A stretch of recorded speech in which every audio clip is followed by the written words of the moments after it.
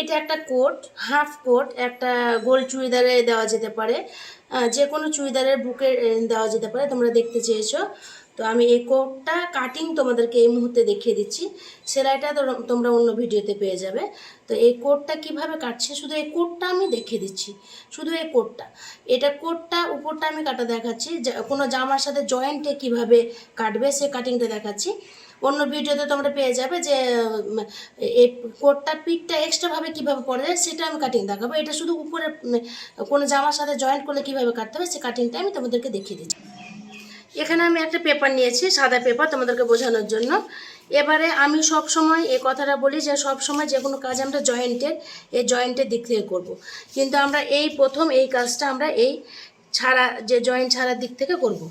তো এখানে আমি 3 ইঞ্চি মাপ নিয়ে নিয়েছি। তাহলে এই খোলা মুখ থেকে আমি 3 ইঞ্চি মেপে নিলাম। গলার মাপ আমার 3 নিয়ে নিলাম।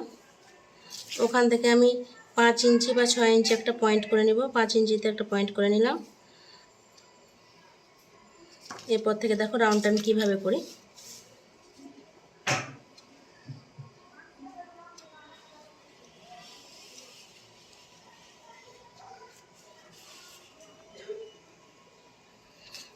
এভাবে একটা রাউন্ড করবে, এর থেকে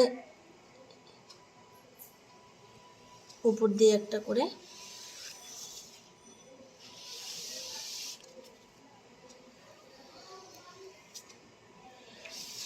দুটো রাউন্ড এই জন্য করলাম। এটা করার পর এটা করলে তোমাদের পারফেক্ট কোটটা আসবে।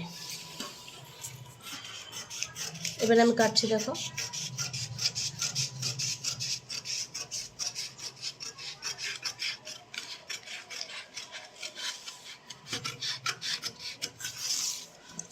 এভাবে আমার কোট রেডি।